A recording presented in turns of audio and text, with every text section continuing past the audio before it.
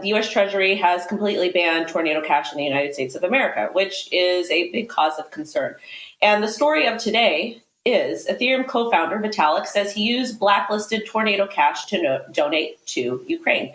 So I wanted to kind of touch on this story because yesterday Jen had brought up a really, really important thought about this, is that people could utilize cryptocurrency to send payments, to send donations, to send different, to send money to different organizations and want to stay anonymous because things can be like somebody like Vitalik, that is a big name, and the fact that he's sending a donation.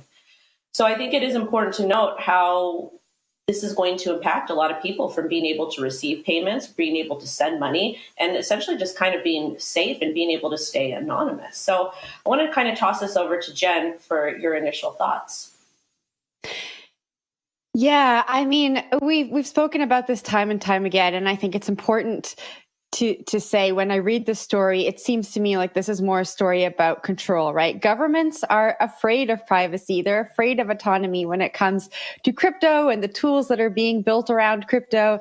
And I think that we just see time and time again governments and regulators relying on this message about criminals and money launderers and stopping the bad guys when it really is focused on a specific group of people. I said this yesterday, the story that's brought up with this ban is the North Korean hackers and the Axie hack.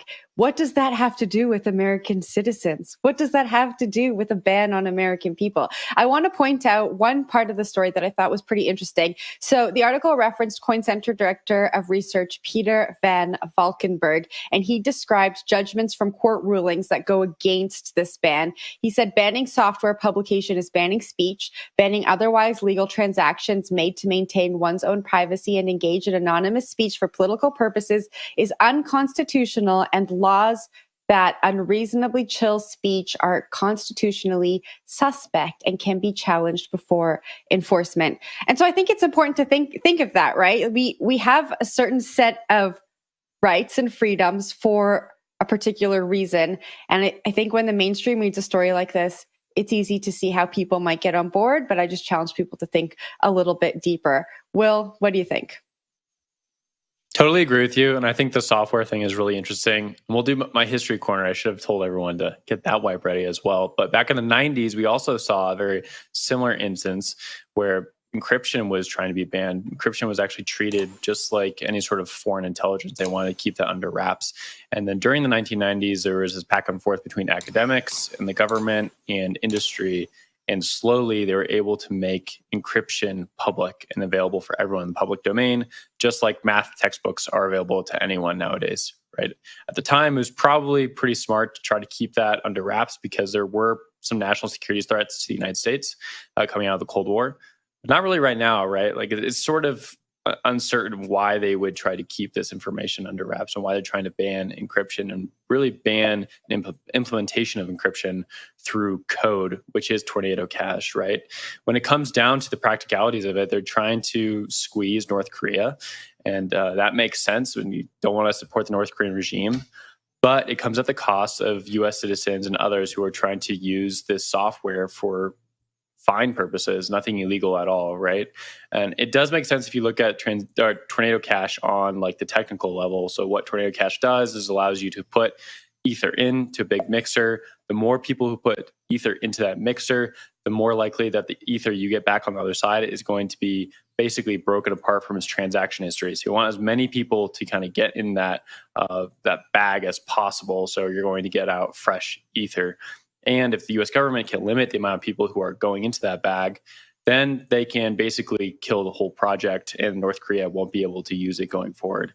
At the same time, though, this comes at the cost of free speech. It comes at the cost of code, and it's resort to many other issues, right? If they're going to ban this instance, well, why don't they just move down the tech stack and start mandating that validators on Ethereum or Bitcoin miners start processing out transactions and not allowing certain transactions to go through, and then certain wallet addresses are not able to be used. And these are things that are very possible and things that we could see going forward. I think that is the larger concern for the industry at this point, is that those things could happen because the US government is already going after applications built on top of Ethereum.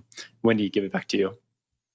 Another thing that I want to add is I do see a lot of people cheering about this, like, this is great, this is awesome, because apparently there is a large amount of illicit activity that does happen on Tornado Cash. I understand that. I'm not discounting that. But at the same time, if you're in crypto, you're in Bitcoin, you're in NFTs, you're participating in a decentralized economy, you do not get to tell somebody else what to do. You can voice your concerns, you get to voice your opinion, but just the fact that we're supposed to be operating in a decentralized economy, but then we have people that are cheering for censorship, we're cheering for the takedown of this, that's very problematic to me.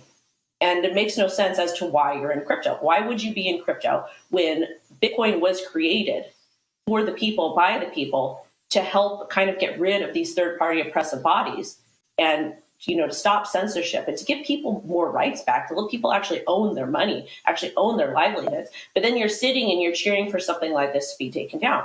It's just like with cash, cash is a lot harder to track. Yes, there's ways you can track cash, etc., but it is a lot harder to track than cryptocurrency. Cryptocurrency is very, very transparent. You can pretty much see anything on the blockchain.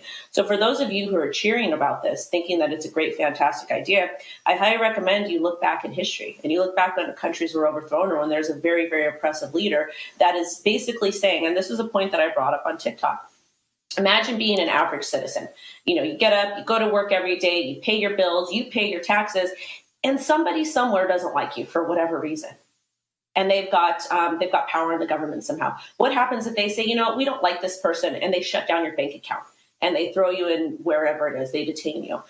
This is why crypto is here. This is why Bitcoin is here. And if you're sitting here cheering this on, then you're not part of the solution. It just doesn't make any sense to me.